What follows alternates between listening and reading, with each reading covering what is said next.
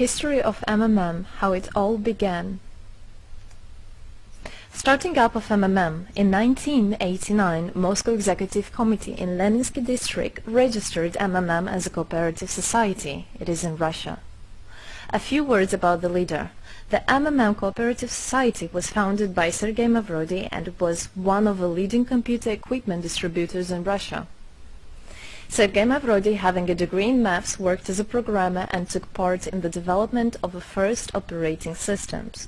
Few words about his decision to make his own company is the fact that having worked as a simple worker from 8 to 5, he understood that freedom is the most important for him, because that work of 8 to 5 is literally a slavery. At any point, at any time, the company can throw you out and you'll be left without nothing, although you could have worked in that company for years and years. So he realized it. This is why he decided to create his own child, and he knew whatever his efforts will be, it will come back to him in form of dividends and income.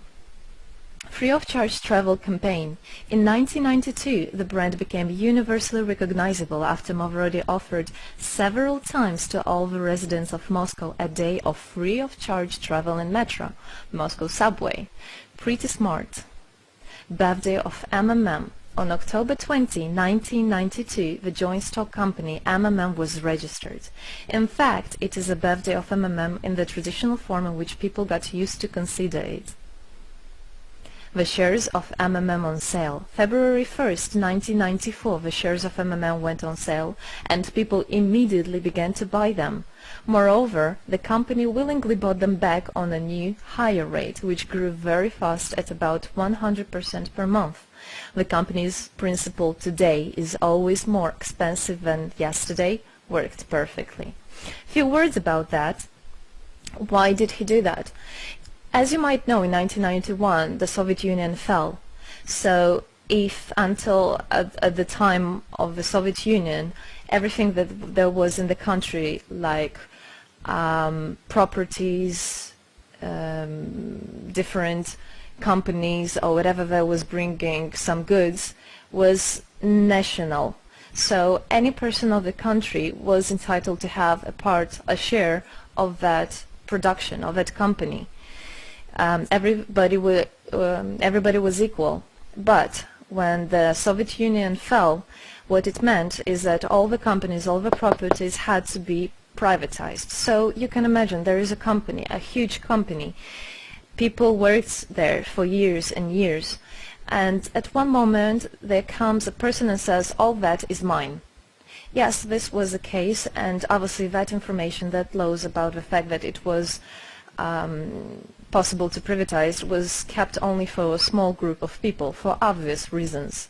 So a simple worker who worked in that company for years and years or all his life didn't know he can actually come and say by law that that is his.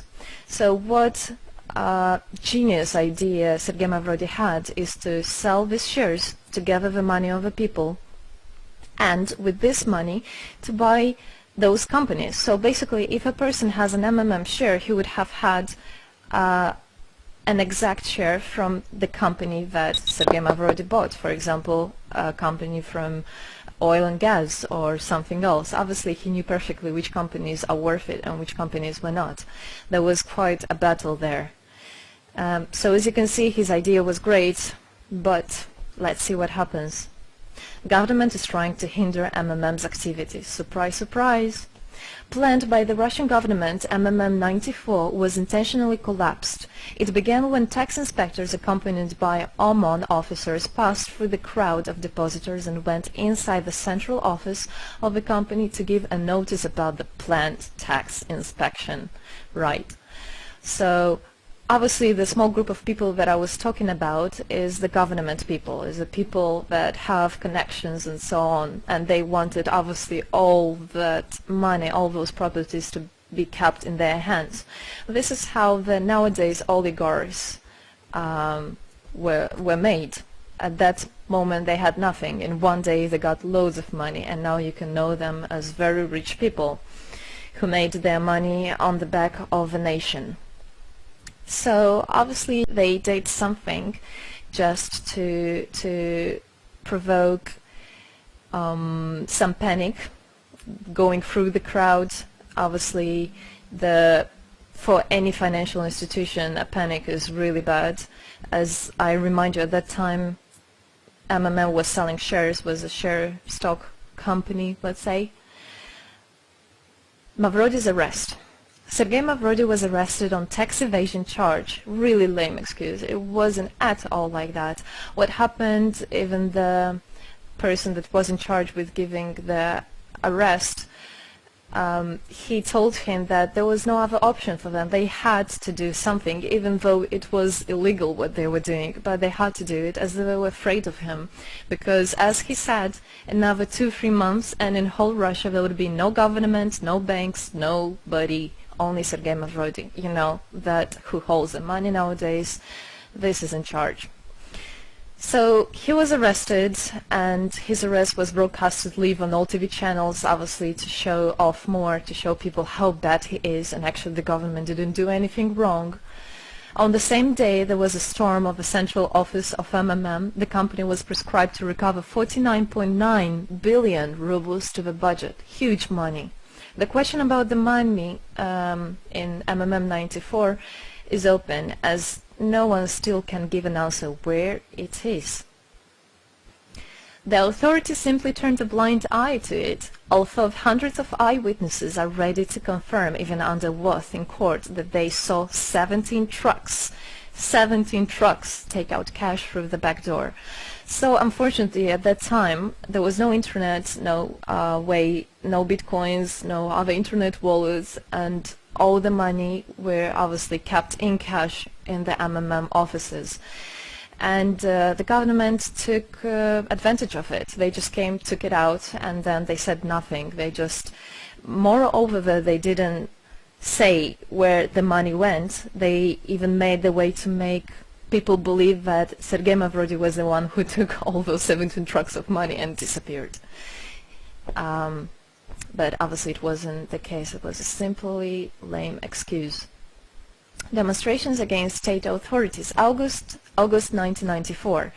Thousands of MMM depositors affected by the artificial collapse of the pyramid protested and demanded to set Mavrody free. Actually, Mavrody could have used his powers and do huge, bigger protests, but he decided not to do that, as that would made as obvious a different protests of this type. It could be people injured or even killed, so he decided not to use people in this purpose. It was very noble from him to do that. MMM leader became a deputy. However, he found a way to get out of the prison. Being imprisoned, Sergei Mavrody had managed to register as a candidate for a deputy of the State Duma and was released from prison.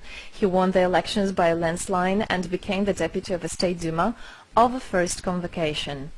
So, as a deputy in Russia, they have privileges. This is why, becoming a deputy, he was set free. The State Duma is against Mavrody. Surprise, surprise! The State Duma deputies deprived Sergei Mavrody of his deputy plenary powers due to his permanent absence at the Duma's meetings.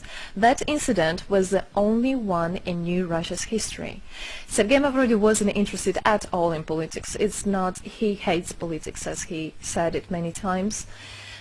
So he became a deputy only for the reason to get out of a prison. That's it. He wasn't interested to go to their meetings, as he himself considered as well the people there as being quite silly and not worthy to spend time with. But this was another lame excuse for them to deprive him by saying that he is absent. A candidate for presidency. The Central Election Commission registered the authorized representatives of the initiative group that had nominated Mavrody as a candidate for the President of Russia, but subsequently rejected a significant part of the signatures in the support of a candidate, and his registration was renounced. So, for obvious reasons, they did that again. They weren't interested into having a fair president, a fair leader on top of their head. Revival of MMM, January 2011. Sergei Mavrody renounced launching a new launched a new project of MMM 2011. Together we change the world. Previously, there were simply no analogues of similar systems in the world. The film about MMM, the launch of the project fell in the same time interval with the release of Russian film about MMM Pyramid, the plot of which is based on the eponymous book in which the history of MMM is disclosed by Sergei Mavrodi. So he wrote a book, and there is a movie which I highly recommend you to watch. You can find it online on YouTube. MMM is building a new, fair financial order. June 2012, the activity of MMM made a lot of banks collapse and a huge outflow of funds from deposit accounts happened. The system numbered more than 35 million members at the time. For obvious reasons, the fight against the system started. It suffered the same fate as MMM 94, eventually collapsed. So what happened? A lot of banks, as I already said, had a huge outflow, and another minus of the system of that time was that it wasn't really quite a community, because the money was still kept by the managers in MMM. So it wasn't the same idea as it is now, comparing it now, where people exchange money between themselves. You don't need to put it in a central account. At that time there were central accounts, and it was again used by the banks. They simply blocked those accounts that they identified as being of MMM and took all the money away, and that's it. There were no other discussion about that. Again, huge loss of money. People lost a lot of money. Sergei Mavrodi didn't get all of them. It was again the banks that took the advantage of it. MMM 2012 is just the beginning. I'll be back. Sergei Mavrodi announced the launch of a completely new MMM, World Mutual Aid Fund, MMM community. It speeded up since the first day, showing crazy dynamics on new members' registration. It has been decided to send 10% of the whole turnover on payments to the affected members of MMM 2011. So again, another genius idea. In order not to make central accounts, in order not to gather the money somewhere, now the money are spread directly between participant itself. You can just check in your accounts online whom you should transfer the money to. So MMM now is connecting all the people between themselves in exchange, so that they can exchange the money and get benefits of it.